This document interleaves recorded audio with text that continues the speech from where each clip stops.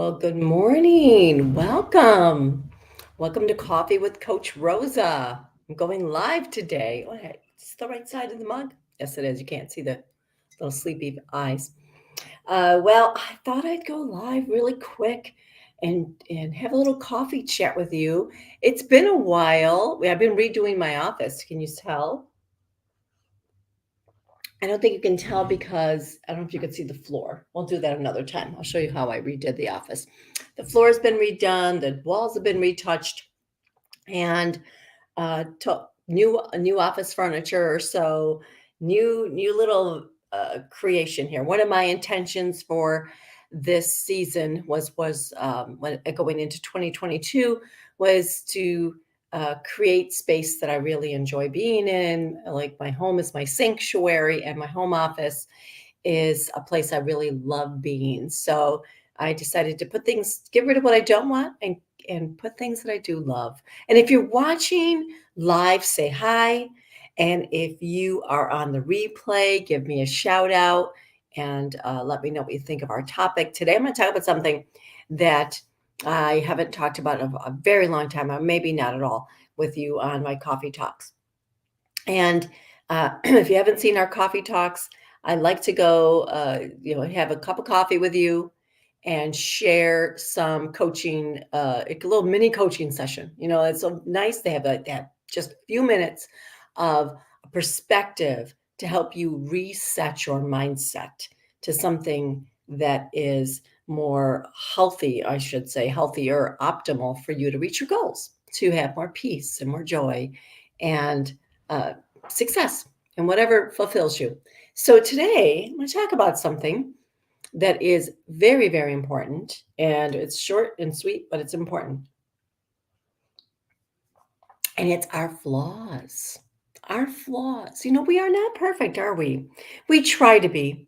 And if you're on social media, and I really don't utilize social media like I used to, I don't read a lot of posts anymore. I'm not on it very often because of my desire for more peace and harmony and balance. And there's a lot, it just takes a lot of time. Like all of a sudden, an hour will go by, 2 hours will go by, and all you're seeing are these, really cool posts. I see fun posts. I look for positive things. So people tend to put the best of themselves out there, right? Certainly, I did my makeup before I did this. Right? So and I have, I'm sure there's a filter on this one if it's the camera, because if I can find a cute filter, I'll put it on so that it's flattering, right? So we want you to see our best selves. We want to see the best in ourselves, but we have flaws. And when I say flaws, I mean um, little potholes. If you think about going down the street and you hit a pothole, if you live where we live in upstate New York, there's potholes this time of year, and they're filling them up from the winter, but they get bad. You hit one and you can ruin your car. And sometimes you got to go around a pothole, right? You don't want to go into a pothole. But we look at our flaws as potholes. And we go, I don't want to look at that. I don't want to I need to go around it. And so one of my flaws, after what I just shared with you, vanity, right? I have a flaw of vanity. And we all have a flaw. Maybe somebody's not always on time. Maybe somebody's tends to look at what's negative before they look at what's positive. Maybe they tend to be suspicious. Maybe you could be overcritical of someone else's work. These can be considered flaws. Whatever, I'm not judging, and I'm not telling you what's a flaw and what's not. I'm just asking you to think about, what do you consider one of your flaws, some of your flaws, and what if some of those flaws are some of our gifts? What if that contributes to our gift, right? Maybe the person who is a little more critical of someone else's work is, a surgeon or something, has a role where there isn't a large margin for error, and that flaw works for them. It's a gift in another area of their lives. So it can distract us in one area, but it could be a gift somewhere else, as well as it serves us to understand the good and the not so good of ourselves so we can grow through it. It's an opportunity for growth.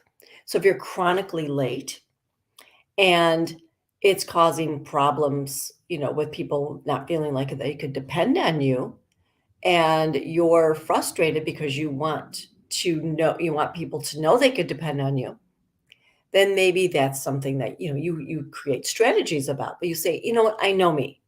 I know me. I know I tend to run late. So I'm going to leave at this time, or I'm going to set the alarm for this time, or I'm going to have you tell me what time you'd like me to be there versus what time I have to be there. There's nothing wrong with knowing who you are. As a matter of fact, that's why I love the Enneagram so much. I teach the Enneagram and I've been a student and a teacher of the Enneagram since 1996, and it's based on our flaws. It is. And that's how you can easily see what style you are when you're honest with yourself and you see the flaw. Because under stress, we reveal a lot of things about ourselves. And I'm not saying that that is our true nature, but it certainly reveals how we've been programmed.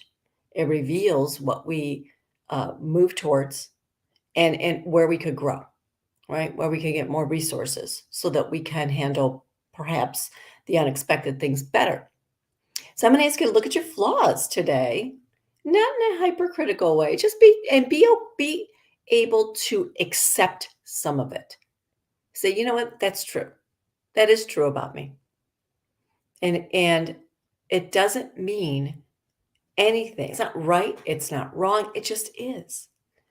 And when you know who you are and you can embrace who you are, you have more peace with yourself. A lot more peace. And that is being true to yourself. And maybe you need to make some changes. That's okay. But being true to yourself, you can just discern that, right? So, okay, I run 5 minutes late if given the opportunity versus I'm 2 hours late and you can't plan dinner around me. That's a big difference. So my flaw might be I tend to postpone leaving, or I try to squeeze a couple more things in and I might run late. And as I said, you just say, I know me, I'll probably run late. So traffic's going to be bad today. I should probably take an alternate route and leave a little early. Versus now, if the flaw is I'm chronic late 2 hours, people tell me to be there an hour early because they can't count on me to be there. Or it's something that I'm not being honest with myself about, which is why we're talking about this, and not that specific example, just it's better to know yourself, to say, okay, I know that, and that's probably not one of my best traits, and I need to develop some strategies around that to change that.